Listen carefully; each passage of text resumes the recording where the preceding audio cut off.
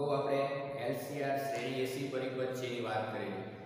હવે જે એલસી દોલનો છે એમાં આપણે ખાસ ઇન્ડક્ટર અને કેપેસિટરથી બનતો એક જે પરિપથ છે જેને એલસી પરિપથ કહેશું એની ચર્ચા કરવાની. હવે અહીં ખાસ વસ્તુ અગત્યની છે કે ઘણા બધા વિદ્યાર્થીઓ આજે આકૃતિ દોરતી વખતે આ એક ભૂલ કરી નાખી છે કે આની સાથે બેટરી જોડે છે. પણ આ વસ્તુ ખાસ ધ્યાન રાખજો, જે એલસી પરિપથ છે એમાં કોઈ બેટરી જોડવામાં આવતી નથી. એમાં ફક્ત એક કેપેસિટર હોય અને એની સાથે ઇન્ડક્ટર એટલે કે એલ એને જોડવામાં આવે છે. સમજો. હવે આમાં શું થાય છે, કેપેસિટર એનું કાર્ય શું, તો કે કેપેસિટર એના અંદર જે ઊર્જા સંગ્રહ કરશે એ એના વિદ્યુત ક્ષેત્રમાં સંગ્રહ પામશે અને ઇન્ડક્ટર જે છે એ એના અંદર જે ઊર્જા સંગ્રહ કરશે એ એના ચુંબકીય ક્ષેત્રમાં સંગ્રહ પામશે. એટલા માટે એવું કહેવાય કે કેપેસિટરમાં સંગ્રહિત ઊર્જા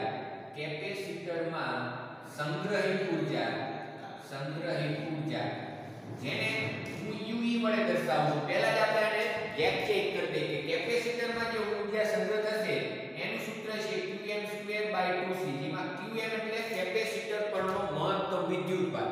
કે જ્યારે કેપેસિટર સંપૂર્ણ ચાર્જિંગ હોય તો એના પરનો જે વિદ્યુતભાર મહત્તમ હોય, સમજો, તો ત્યારે કેપેસિટરમાંથી કોઈ પ્રવાહ પસાર થતો નથી. એ આપણને ખ્યાલ છે. તો ત્યારે એના અંદર જે ઊર્જા સંગ્રહ પામે છે એ ઊર્જા એના વિદ્યુત ક્ષેત્રમાં સંગ્રહ પામે છે. E ફોર ઇલેક્ટ્રિક ફીલ્ડ, વિદ્યુત ક્ષેત્ર. તેવી જ રીતે ઇન્ડક્ટર જે હોય, ઇન્ડક્ટરમાં સંગ્રહિત ઊર્જા, તો ઇન્ડક્ટરમાં જે ઊર્જા સંગ્રહ પામે છે એ એના ચુંબકીય ક્ષેત્રમાં સંગ્રહ પામે છે એટલે કે UB. એનું સૂત્ર છે 1/2 Li². સમજો. આ બે સૂત્ર છે આપણા માટે ખૂબ જ મહત્વના છે કે કેપેસિટરમાં સંગ્રહિત ઊર્જા એનું સૂત્ર, ઇન્ડક્ટરમાં સંગ્રહિત ઊર્જા એનું સૂત્ર. પછી એક વસ્તુ યાદ રાખવાની કે કેપેસિટરમાં જે ઊર્જા સંગ્રહ પામશે એના વિદ્યુત ક્ષેત્રમાં પામે. ચુંબકીય એટલે કે ઇન્ડક્ટર જે ઊર્જા સંગ્રહ કરશે એ એના ચુંબકીય ક્ષેત્રમાં કરશે. એટલા માટે જ્યાં વિદ્યુત ક્ષેત્ર વિશે વાત હોય ત્યાં કેપેસિટરની વાત આવતી હોય અને જ્યાં ચુંબકીય ક્ષેત્ર, ચુંબકીય ઊર્જાની સમજૂતી હોય અહીંયા ઇન્ડક્ટરની વાહકતાની કોઇલ ની વાત કરવાની થાય. તો હવે જો અહીંયા એલસી દોલનો છે એમાં એલસી દોલનો એટલે હકીકતમાં એલસી જે પરિપથ છે એમાં વિદ્યુત ભારના દોલન એવું કહેવામાં આવે. તો એટલા માટે આપણે એવું કે ધારો કે કેપેસિટર છે એના પર શરૂઆતમાં મેક્સિમમ વિદ્યુત ભાર છે. એટલે કે ધારો કે કેપેસિટર પર સમજો બરાબર, કેપેસિટર પર t બરાબર 0 સમયે જે વિદ્યુત ભાર છે Q બરાબર Qm છે. એટલે કે કેપેસિટર સંપૂર્ણ ચાર્જિંગ સ્થિતિમાં છે. બરાબર એ જ ક્ષણે એટલે કે t બરાબર 0 ક્ષણે આ કેપેસિટર સાથે એક ઇન્ડક્ટર કે જેનું ઇન્ડક્ટન્સ L છે એને જોડવામાં આવે છે. તો હવે શું થશે કે તમે જે કેપેસિટર છે શરૂઆતમાં આ પોઝિશનમાં હતું, આ રીતે, એટલે કે આને ઓપન સર્કિટ કન્ડિશન કહેવાય કે જ્યારે તમે કેપેસિટર સાથે બીજો કોઈ ઘટક જોડેલો નથી એટલે એનો પરિપથ પૂર્ણ થયો કહેવાય નહીં. હવે જો કેપેસિટર સાથે અત્યારે કેપેસિટર સંપૂર્ણ ચાર્જિંગ છે અને ઈ ચાર્જિંગ છે તેના પરનો વિદ્યુતભાર મહત્તમ છે. સમજો. વિદ્યુતભાર મહત્તમ છે એનું વિદ્યુત ક્ષેત્ર દર્શાવવું તો આ રીતે દર્શાવી શકાય. ઘનમાંથી બહાર નીકળે ઋણમાં દાખલ થાય એટલે કેપેસિટરની એક પ્લેટ પર ધન, બીજા પ્લેટ પર ઋણ વિદ્યુતભાર અને કેપેસિટરનો પ્રારંભિક વિદ્યુતભાર મહત્તમ છે Q. હવે શું કરવાનું છે કે આ A અને B જે છેડાઓ છે એ અત્યારે ખુલ્લા છે તો એની વચ્ચે માની લો કે ઇન્ડક્ટર છે એને જોડવામાં આવે. હવે પરિપથ પૂર્ણ થઈ ગયો. જેવો પરિપથ પૂર્ણ થાય એટલે કેપેસિટર પરનો જે વિદ્યુતભાર છે એમાં શું થશે, ઘટાડો. વિદ્યુતભાર ઘટશે એટલે પરિપથમાં પ્રવાહ વધશે. ઈ પ્રવાહ પણ શેમાંથી પસાર થાય તો કે ઇન્ડક્ટરમાંથી. ઇન્ડક્ટરમાંથી પ્રવાહ પસાર થાય એટલે એવું કહેવાય કે ઇન્ડક્ટર છે એમાં ચુંબકીય ક્ષેત્ર ઉત્પન્ન થશે.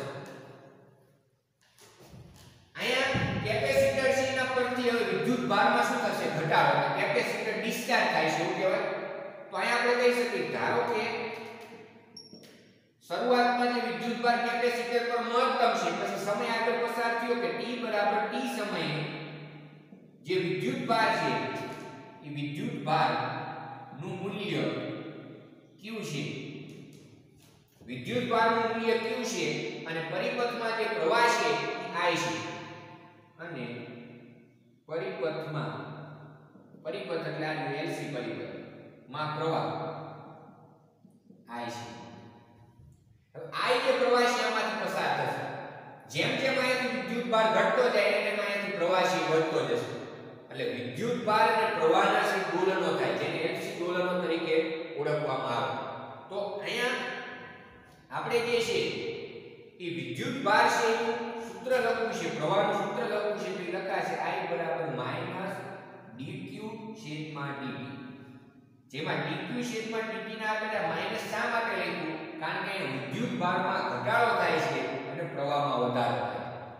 કેપેસિટરમાં જે રહેલો વિદ્યુતભાર છે ધીમે ધીમે ઓછો થતો જશે અને એ અનુસાર જે પ્રવાહ છે ઇન્ડક્ટરમાંથી પસાર થતો જશે. હવે તો આપણે જે LC પરિપથ છે એના માટે કિર્ચોફનો બીજો નિયમ છે લાગુ પાડીએ તો શું થશે? જો તો કે કેપેસિટર ની આસપાસ જે વોલ્ટેજ છે તે કયો? તો કે q/c માઈનસ ઇન્ડક્ટરના બે છેડા વચ્ચેનો વોલ્ટેજ એ આપણે અગાઉ જ કીધો તો L di/dt બરાબર પરિપથ પૂર્ણ થયો એટલે 0. હવે આપણને આ ખબર છે કે I બરાબર -dq/શું હોય? dt. તો હવે આ માઈનસ વાળું પદ સામે લીધું એટલે આવું થશે L di/dt બરાબર q/c. સમજ? આ માઈનસ વાળું પદ છે સામે લીધું. હવે di/dt એટલે I બરાબર તો આપણને ખબર છે -dq/dt. તો અહીંયા શું થશે? જો L di/dt બરાબર q/c છે. એમાં હું di/dt ને કરતા બનાવું L ને છેદમાં લીધું એટલે 1/LC * q થાય. હવે શું કરીશું? તો હવે I બરાબર ખબર છે -dq/dt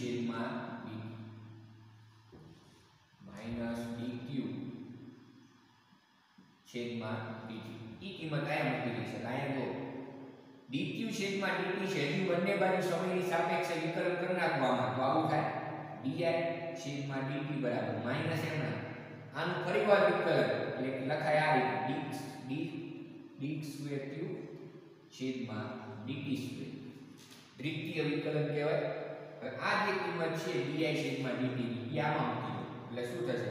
તો કે -d2q/dt2 બરાબર 1/LC * q. આખું પદ છે સામે લઈ જાઓ એટલે આપણને આ સૂત્ર આ રીતના મળશે d2q/dt2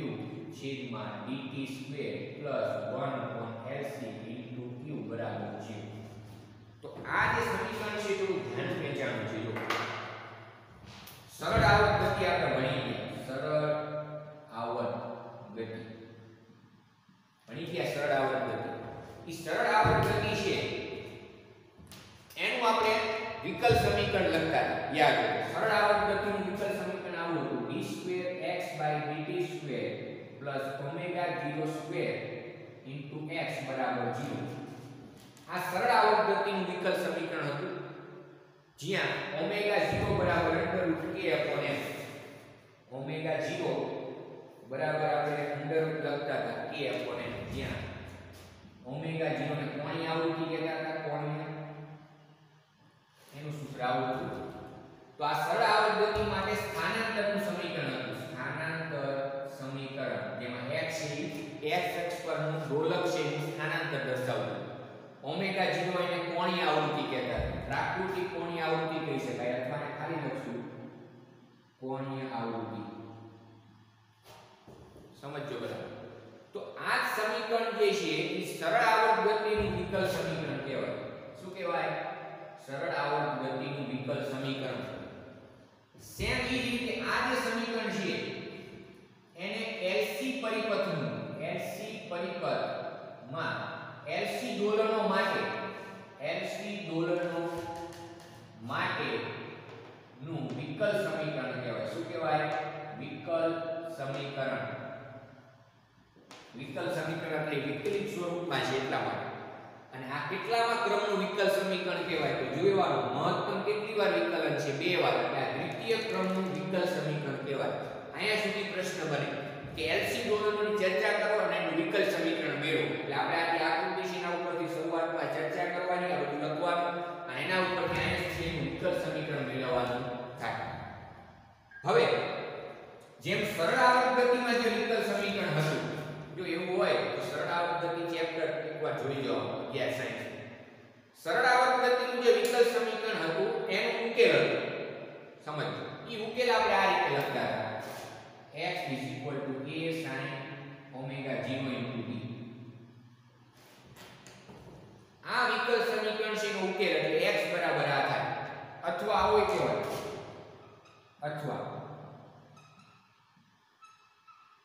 જો થિયરીમાં આપણે વાત કરેલી છે. ઉકેલ એટલે શું? કોઈ પણ સમીકરણનો ઉકેલ એટલે શું? તો એ દ્વિઘાત સમીકરણ હોય, માની લો a² + bx + c = 0. આનો ઉકેલ એટલે શું? તો ઉકેલ એટલે તમે x ની કિંમતો મેળવો. ઈ x ની કિંમત અહીંયા મૂકો એટલે આ સમીકરણનું સમાધાન થાય, બરાબર 0 આવે. એટલે એવું કહેવાય કે આ x છે આનો ઉકેલ કહેવાય. તો સેમ એ રીતે આ સરળ આવર્ત ગતિના વિકલ સમીકરણનો ઉકેલ આ છે. તેનો મતલબ શું કે x ની કિંમત જો અહીંયા મૂકો તો જવાબ છે 0 આવે. તો સેમ એ જ રીતે LC ડોલરો માટે જે વિકલ સમીકરણ મેળવ્યું, હવે એના ઉકેલ વિશે આપણે વાત કરવાની છે. પછી આપણે આ બેની કમ્પેરીઝન પણ કરશું.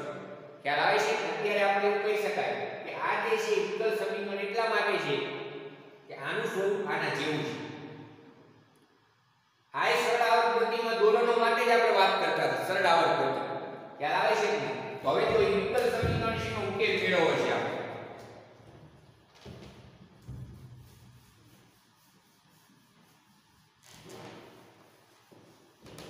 તો ઈ વિકલ સમીકરણના ઉકેલ મેળવવા માટે આપણે એવું ધારી લઈએ, ધારો કે q બરાબર qm cos omega 0 * t + psi.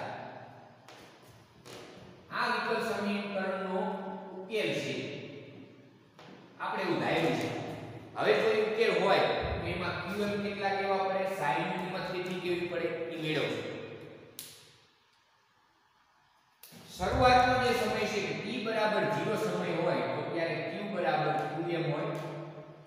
આપણે અગાઉ જ કહી દીધું, t બરાબર 0 સમય કેપેસિટરનો વિદ્યુત ભાર છે મહત્તમ થશે, એટલે કે q બરાબર qm, એટલે કે q બરાબર qm. હવે હું શું કરીશ, આ સમીકરણનો ઉપયોગ કરીશ, એમાં t ની કિંમત 0 મૂકીશ અને q બરાબર qm લખીશ. એટલે આવું થાય.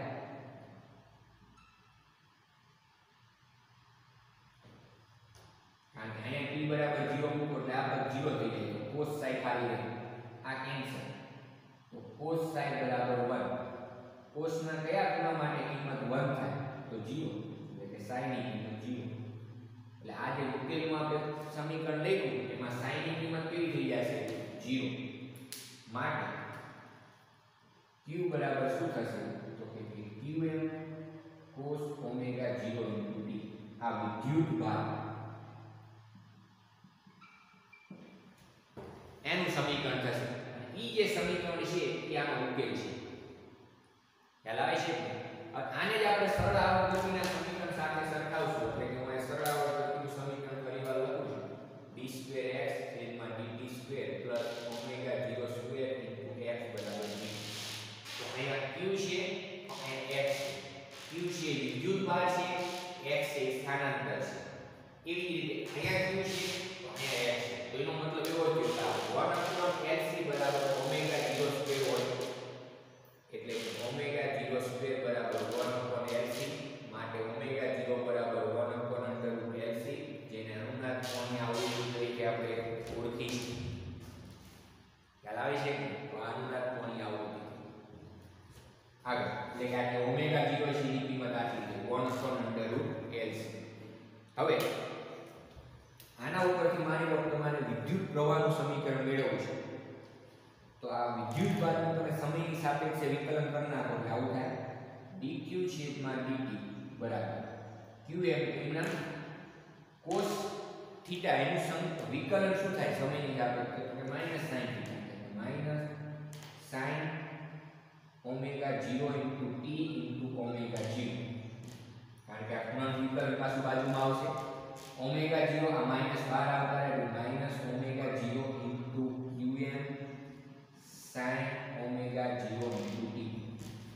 બરાબર dq છેદમાં dt બંને બાજુ માઈનસ વડે મલ્ટીપ્લાય કરી નાખો તો માઈનસ dq ના છેદમાં dt શા માટે મને ખબર પડશે omega 0 qm sin omega 0 t હવે તમે જુઓ કે આપણે અગાઉ જ કીધું છે કે માઈનસ dq છેદમાં dt બરાબર i તો માટે આના બરાબર લખાશે i બરાબર omega 0 qm sin omega 0 t માટે આપણે પ્રવાહનું એક સમીકરણ મેળવ્યું જેમાં વિદ્યુત ભારનું સમીકરણ છે એ જ રીતે વિદ્યુત પ્રવાહ LC જે પરિપથ છે LC દોલન પરિપથ એમાં વિદ્યુત પ્રવાહનું સમીકરણ I બરાબર Im sin ઓમેગા 0 t જ્યાં તમને Im પૂછે તો Im બરાબર શું છે તો કે Qm ઓમેગા 0 આ જે છે I બરાબર Im sin ઓમેગા 0 t એટલા માટે Im બરાબર શું થાય તો કે Qm ઓમેગા 0 હવે જે છે આપણે આગળ વધશું કે અહીંયા તમને વિદ્યુત ભાર અને વિદ્યુત પ્રવાહ એના સમીકરણ મળી ગયા એટલે અહીંયા સુધી આપણે ચર્ચા કરી કે વિકલ સમીકરણના ઉકેલની ચર્ચા કરી એવો પ્રશ્ન પૂછે કે LC દોલનો માટે વિકલ સમીકરણ તારવી એનો ઉકેલ મેળવો તો આકૃતિ દોરે એના વિકલ સમીકરણની પહેલા તારવણી કરશું અને પછી એના ઉકેલ વિશે વાત કરશું ઉકેલ એટલે તમારે આ સમીકરણ મેળવવાનું ખાસ તો જે વિદ્યુત ભાર છે તે સમીકરણ એટલે આ જે છે q બરાબર qm cos ઓમેગા 0 t એને આ વિકલ સમીકરણનો ઉકેલ કહેવાય ઉકેલ એટલા માટે કે તમે ચેક કરી શકો કે આ q ની કિંમત અહીંયા મૂકી દેવાની q ની કિંમત અહીંયા મૂકો એટલે એનો મતલબ શું આનું તમારે બે વાર વિકલન કરીને અહીંયા મૂકવાનું પ્લસ 1/f * q ની કિંમત અહીંયા જે છે મૂકી દેવાની ઓમેગા 0 તો ખબર છે 1/√L ઈ કિંમત મૂકો ને જવાબ સામે 0 આવે તો સાબિત થાય કે આ ઉકેલ છે ઈ જાતે પ્રયત્ન કરવો આ જો કે પરીક્ષામાં તમારે પૂછાશે નહીં પણ આ તમારે ચેક કરવું છે કે આપણે આ મેળવો એ ઉકેલ સાચો છે ખોટો તો એ કઈ રીતે ચેક થાય તો કે આ q ની કિંમત અહીંયા લઈને જવાબ 0 સાબિત કરતો એટલે એનો ઉકેલ થઈ ગયો જેમ આપણે કોઈ દ્વિઘાત સમીકરણમાં ઉકેલની વાત કરીશું જવાબ સાચો છે ખોટો એ તાળો મેળવતો એ વસ્તુ આવી હવે આપણને બે સમીકરણ છે મળી ગયા વિદ્યુત ભાર અને વિદ્યુત પ્રવાહના t બરાબર 0 સમયે તમને એમ કે વિદ્યુત ભાર કેટલો હતો કે q બરાબર qm હવે આપણે આખા દોલનો છે એની સમજૂતી આપવાની છે જો LC દોલનો છે એની સમજૂતી આવશે આ આપણે આ વિકલ સમીકરણની વાત કરી અને એના ઉકેલ વિશે સમજૂતી આપી હવે આપણે જે ચર્ચા કરવાની છે કે LC દોલનો છે કઈ રીતે થાય છે તો LC દોલનોમાં વિદ્યુત ભાર ના દોલનો થાય છે એવું કહેવામાં આવે કોના દોલનો તો કે વિદ્યુત ભાર જો એના માટે બે ના સમીકરણ જે આપણે મેળવ્યા છે મેં લખી નાખ્યું છે q બરાબર qm cos omega 0 t I બરાબર Im sin ઓમેગા 0 t બે ના આલેખ દોરીશું જો કે તમારા બુકમાં આલેખ નથી આપેલા પણ આપણે દોરી શકીએ જો પહેલા વિદ્યુત ભાર છે એના સમીકરણ ઉપરથી એનો આલેખ દોરવો છે આલેખ કોની વચ્ચે છે તો કે ઓમેગા * t અને આ વિદ્યુત ભાર તો એનો આલેખનો આકાર કોષ આકાર છે એટલે કે આ રીતે અહીંયાથી શરૂઆત થશે પછી એના ઉપરથી પ્રવાહનો આલેખ દોરવો એટલે કે આમ તો એનો આલેખનો આકાર આવો હશે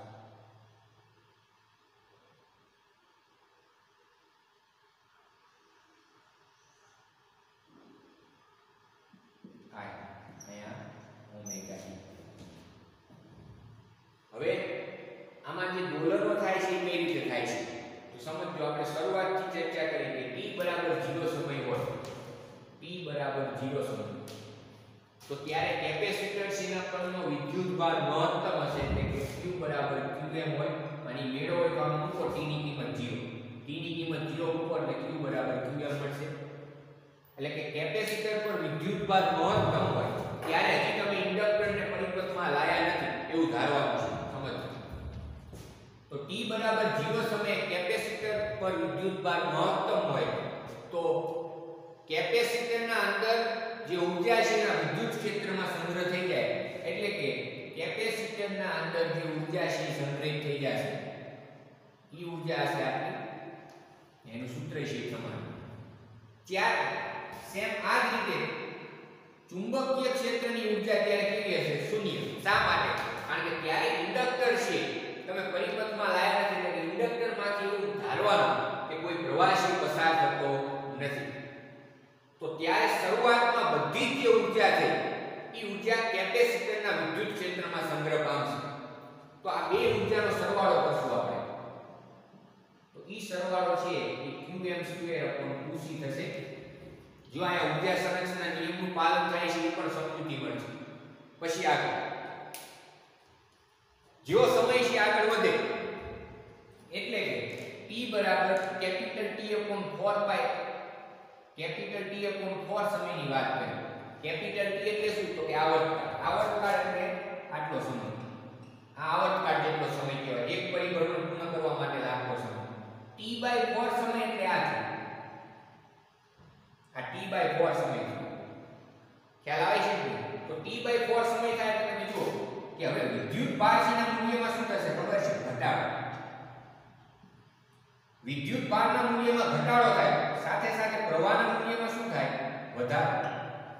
એટલે એનો મતલબ શું કે હવે કેપેસિટર છે એના પર વિદ્યુત ભાર ઘટતો જશે. વિદ્યુત ભાર ઘટે એક સૂત્ર આવું લખ્યું હતું આપણે. આ મૂલ્ય ઘટશે એટલે કે ઋણ મળશે તો આ મૂલ્ય ધન મળશે. એ ઘટાડા માટે જ આપણે માઈનસ આગળ લખીશું. તો એનો મતલબ શું કે વિદ્યુત પ્રવાહનું મૂલ્ય વધશે. જો વિદ્યુત પ્રવાહનું મૂલ્ય વધે એટલે એનો મતલબ ઇન્ડક્ટરમાંથી વહેતો પ્રવાહ વધશે. એટલે કે ઇન્ડક્ટરની આસપાસ ચુંબકીય ક્ષેત્ર ઉત્પન્ન થશે. તો હવે જે વિદ્યુત ક્ષેત્રમાં સંગ્રહિત આ જે ઊર્જા હતી એનું આટલું દર્શાવેલું લેવલ માની લો. અને ત્યારે ઇન્ડક્ટરમાં જે સંગ્રહિત ઊર્જા છે એ 0 હતી. આ એનું લેવલ. એટલે હવે શું થશે કે જે કેપેસિટરમાં જે ઊર્જા સંગ્રહિત હતી એમાં જો એનો વિદ્યુત ભાર ઘટતો જશે તો ઊર્જા ઓછી થતી જશે. એટલી ઊર્જા કોનામાં સંગ્રહિત થતી જાય? તો કે ઇન્ડક્ટરના ચુંબકીય ક્ષેત્રમાં. ખ્યાલ આવે છે કે એટલે એક સમય આપણે એવો વિચારી શકીએ કે આ જે સમય છે એમાં આ ઊર્જામાં ઘટાડો થશે અને આ ઊર્જામાં વધારો થશે. એટલે કે આ બંને છે 0 તો નહીં જ હોય. બંને મૂલ્ય 0 હશે નહીં. અડધી સાયકલ પૂર્ણ થાય.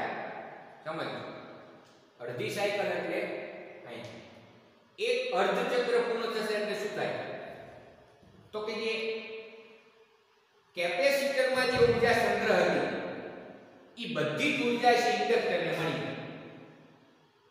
એ બધી જ ઊર્જા છે કોને મળી જાય? ઇન્ડક્ટર. અને હવે એના પછીનો જે સમય છે અથવા તો આ જે T/4 જે સમય છે એના માટે આવું લખી શકાય કે આ જે UE જે છે હું એમ તો 50% ઊર્જા કેપેસિટરની ઘટી છે. એટલે કે 50% ઊર્જા ઘટી જાય તો આ જે લેવલ છે 50% આટલી જેટલી ઊર્જા તો ઈ પહેલા જે ઇન્ડક્ટરની 0 હતી ઈ ઊર્જા આટલી થઈ જશે. આનો જે 50% નો ઘટાડો આમાં મળી ગયો. પણ સરવાળો તો આટલો જ રહેશે. સરવાળો ક્યારે ઊર્જાનો બદલાશે નહીં. એનું પણ એક ઉદાહરણ દ્વારા આપણે સમજાવશું. એના પછી માની લો કેપેસિટર સંપૂર્ણ ડિસ્ચાર્જ થઈ જાય કોઈ સમય. કેપેસિટર છે એ સંપૂર્ણ ડિસ્ચાર્જ થઈ જાય છે. સંપૂર્ણ ડિસ્ચાર્જ થઈ જાય એટલે એના પર કોઈ વિદ્યુત ભાર હશે નહીં. તો એના પર કોઈ ઊર્જા નહીં હોય. એટલે કે કેપેસિટરમાં સંગ્રહિત ઊર્જા શૂન્ય થઈ ગઈ. તો ઈ બધો જ જે વિદ્યુત પ્રવાહ ઇન્ડક્ટરમાંથી વહેશે એટલે ઇન્ડક્ટરમાં સંગ્રહિત ઊર્જા મહત્તમ થઈ ગઈ 1/2 Li².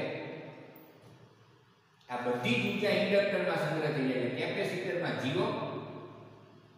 ઈ બધી જ ઊર્જા છે શેમાં સંગ્રહ પામે? કે ઇન્ડક્ટર.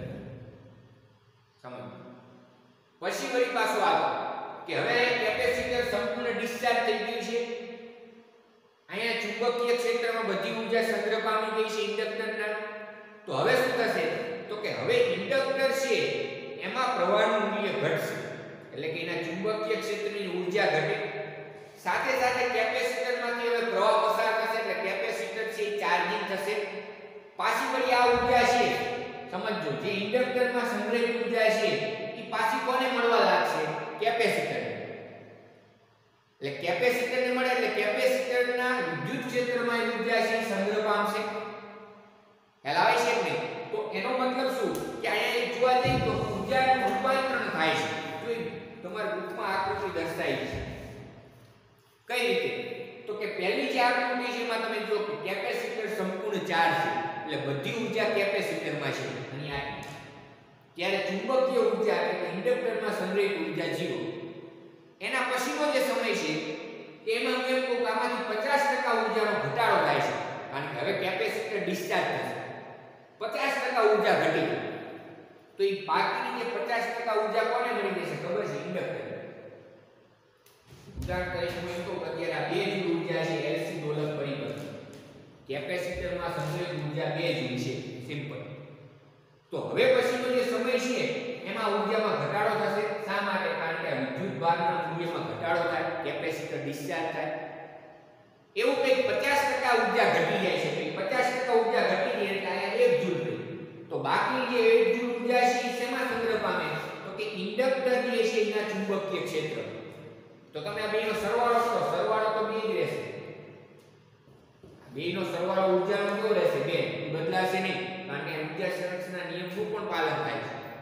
હજી આગળ હવેની સ્થિતિ એવી છે કે 1 જૂલ ઊર્જા છે એ ઘટી જાય છે, એટલે કે કેપેસિટર સંપૂર્ણ ડિસ્ચાર્જ થઈ જાય તો એમાં કોઈ ઊર્જા હશે નહીં, 0 જૂલ. તો આ 1 જૂલ ઊર્જા છે આને મળી જાય એટલે આ કેટલી થઈ જાય? 2 જૂલ. કોઈ સરવાળો સામે તો કેટલો થાય? 2. હવે પાછું એનાથી ઉલટાઈ જશે. કેપેસિટર પર જે વિદ્યુત ભાર છે કે એની પોલારિટી ઉલટાઈ જશે. જો જે ડી આકૃતિ છે એમાં જો A અને D ની કમ્પેરીઝન કરજો. કેપેસિટરની જે પ્લેટ છે એમાં જે વિદ્યુત ભારના સ્થાન બદલાઈ ગયા છે. ઉપરની ઉપર ધન હતો, નીચે ઉપર ઋણ હતો. અહીંયા ડી આકૃતિમાં એ ચેન્જ થઈ ગયો છે. ઉપરની પ્લેટ ઉપર માઈનસ છે અને અહીંયા ધન છે. એટલે કેપેસિટર હવે ઉલટાઈ દિશામાં ચાર્જિંગ થવાની શરૂઆત થશે. એટલે હવે પાછું શું થાય કે અહીંયાથી ફરીવાર પ્રક્રિયા છે રિપીટેશન થાય. શું થશે કે આની 50% ઊર્જા ઘટી જાય. ઈ 50% ઊર્જા કોને મળી જાય? તો કે વિદ્યુત ક્ષેત્રમાં સંગ્રહ પામશે, એટલે કે કેપેસિટરને. એટલે કેપેસિટર પાછું ચાર્જિંગ થાય.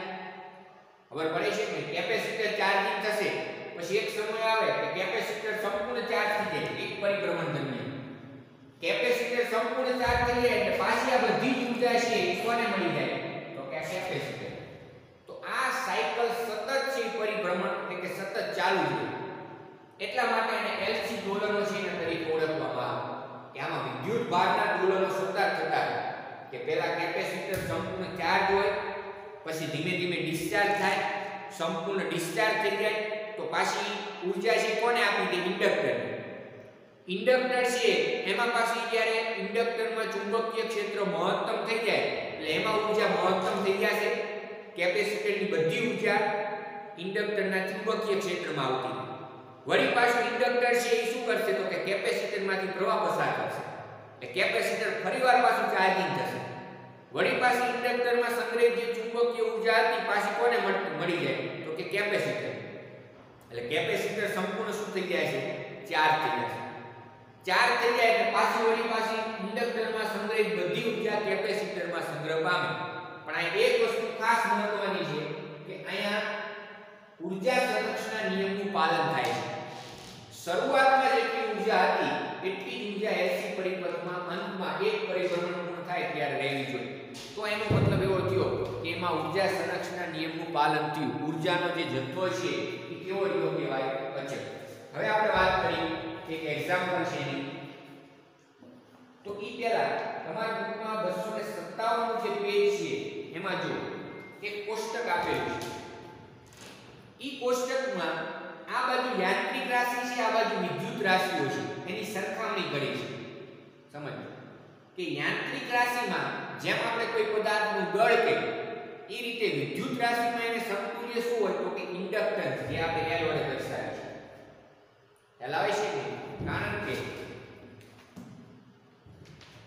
જ્યારે આપણે યાંત્રિક રાશિઓની વાત કરીશું, સમજ, યાંત્રિક રાશિ એટલે દળ, વેગ, પ્રવેગ આ બધી વસ્તુ એમાં આવે.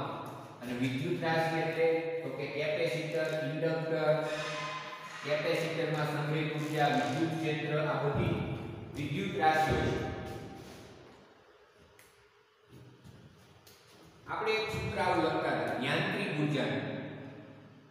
જોઈ કોષ્ટક છે એની સમજૂતી આપું છું. યાંત્રિક ઉર્જા, યાંત્રિક ઉર્જાનું સૂત્ર આપણે એવું લખતા હતા કે સ્થિતિ ઉર્જા પ્લસ ગતિ ઉર્જા. આવું લખીશું u બરાબર સ્થિતિ ઉર્જા એટલે 1/2 k * s².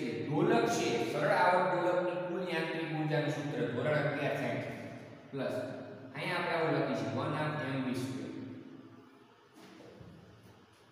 તો અહીંયા પણ LC દોલન છે એમાં જ્યારે કુલ ઉર્જા લખવાનું થાય, કુલ ઉર્જા એટલે તો કે ue + uv. જો શું થશે તો કે q²/2c + 1/2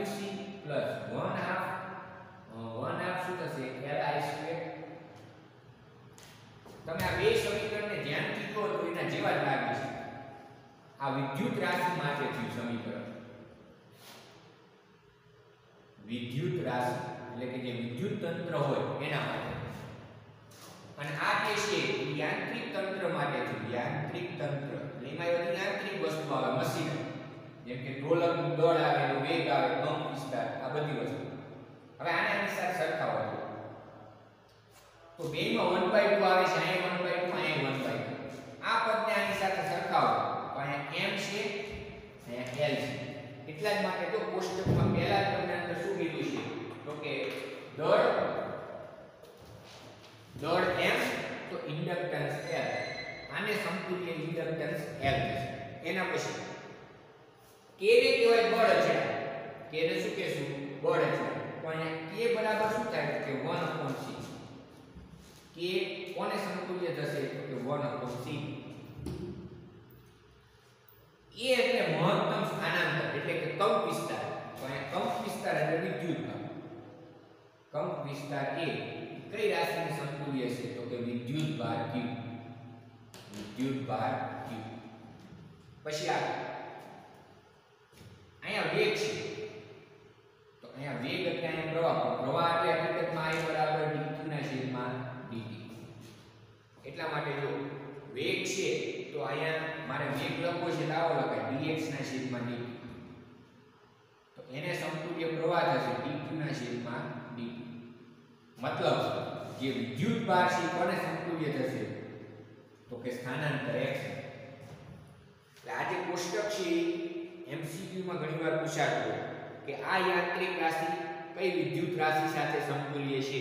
તો એના માટે ખાસ કરીને તમારા જે સરળ આવર્ત ગતિનું જે સમીકરણ છે એ યાદ રાખવાનું અને LC દોલન માટે જે આપણે વિકલ સમીકરણ મેળવ્યું એ યાદ રાખવાનું, જેના ઉપરથી તમને એ સરળતાથી વસ્તુ છે સમજી શકો. આ જે પાછળનું જે પદ આપેલું છે એકવાર જાણકારી માટે છે વાંચી લો.